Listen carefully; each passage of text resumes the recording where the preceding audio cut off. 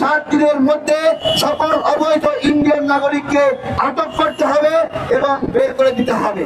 একটা ভিক্ষুক সেও তোমাদেরকে ভ্যাটের টাকা দেয়, একটা ছোট বাচ্চা চকলেট কেনার সময় 15% ভ্যাট দেয়, সেই টাকা দিয়ে তোমার বেতন হয়। আমরা জিজ্ঞাসা করতে চাই ওনার হাঁটু কাঁপে কেন? শুরুতে যখন নতুন সূর্য ওঠে তখন মনে হচ্ছিল এই সরকার মনে হয় ভারত বিরোধী একটা সরকার।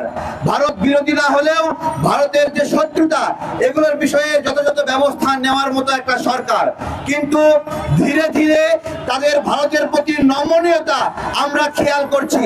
আমরা জিজ্ঞাসা করছি এই নমনীয়তাটা আপনারা কেন করছেন, কি স্বার্থে করছেন?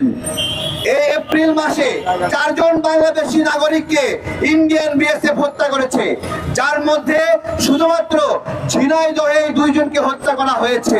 প্রিয় গণমাধ্যমের ভাইয়েরা, আপনাদের মাধ্যমে এই পররাষ্ট্র মন্ত্রণালয়কে প্রশ্ন করছি, গতকালকে ঝিনাইদহ মহেশপুর সীমান্তে যে বাংলাদেশি নাগরিককে হত্যা করা হলো, পররাষ্ট্র মন্ত্রণালয়ের পক্ষ থেকে কোনো প্রকার নিন্দা বিবৃতি জ্ঞাপন করা হয়েছে কিনা?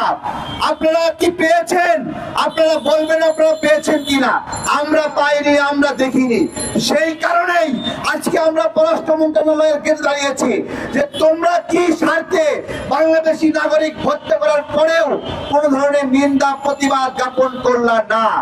আমরা শুধু তাই নয়, আমাদের স্বরাষ্ট্র মন্ত্রণালয়, এর আগে একজন স্বরাষ্ট্র উপদেষ্টা ছিলেন, এখন আরেকজন আছেন, এখন 2 জনই বলেছিলেন যে এখন আর ভারতকে পিঠ দেখায় চলবেন না, আমার বিজেপি পিঠ দেখায় চলবে না।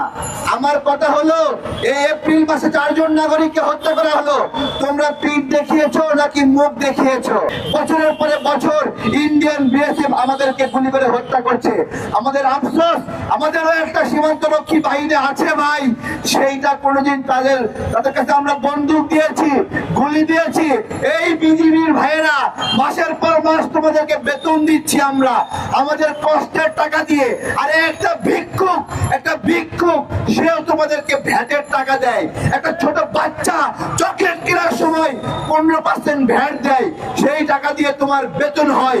বিজেপির এই অস্ত্র, এই গুলি কি কারণে? আমরা জিজ্ঞাসা করছি। আমরা তোমাদেরকে আর বেতন দিতে বাধ্য নয় যদি ওই বন্দুক, ওই গুলি, ওই অস্ত্র আমাদের কোনো কাজে না লাগে। পররাষ্ট্র মন্ত্রণালয়ের ভিতর থেকে 1-2 জন সচিবকে আমরা বলবো আমাদেরকে পররাষ্ট্র উপদেষ্টার সঙ্গে কথা বলার সুযোগ করে দেন। আমরা জিজ্ঞাসা করতে চাই ওনার হাঁটু কাঁপে কেন? বাংলাদেশকে সিদ্ধান্ত নিতে হবে তারা ভারতের পক্ষে অবস্থান নেবে নাকি চীন এবং পাকিস্তানের নৈতিক পক্ষ নেবে। আমি বলতে চাই ভারতের চেয়ে পাকিস্তান এই মুহূর্তে অনেক ভালো মানের বন্ধু,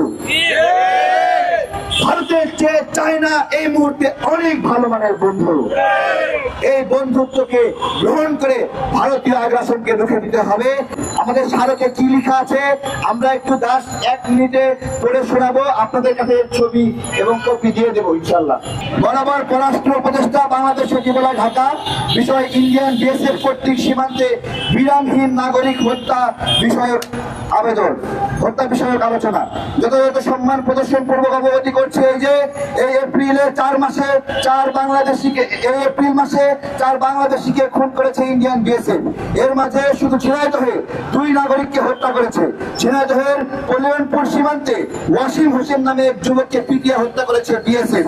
পরবর্তীতে ওয়াসিমের লাশ নদীতে ফেলে দেয় ইন্ডিয়ান বিএসএফ। গতকাল ঝিনাইদহের মহেশপুরে আরেকজন বাংলাদেশি নাগরিককে হত্যা করে। এরপরেও বিজেপি তৎপরতা আমরা দেখিনি, আমাদের পররাষ্ট্র মন্ত্রণালয়ের তৎপরতা আমরা দেখিনি।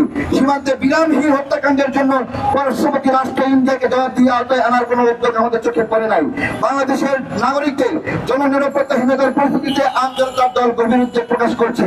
আমরা নানা সময় তটকদার কথা শুনে আসছি, আর পিঠ দেখানো হবে না ইন্ডিয়ান বিএসএফ এর সাথে। সেই বক্তব্যে আমরা আশা জাগলেও কোনো বাস্তবায়ন আমাদের চোখে পড়ে নাই।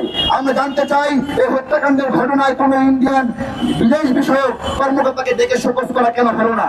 আমরা দেখেছি ভারতে বাংলাদেশের নাগরিকদেরকে আটক করে হয়রানি করা হচ্ছে, বাংলাদেশের নাগরিকদেরকে।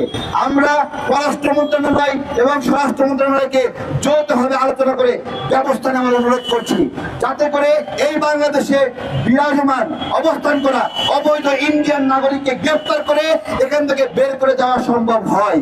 আমরা দ্রুত চাই 7 দিনের মধ্যে সকল অবৈধ ইন্ডিয়ান নাগরিককে আটক করতে হবে এবং বের করে দিতে হবে, যেভাবে ইন্ডিয়ানরা এটা করছে। দিল্লি না ঢাকা, দিল্লি না ঢাকা।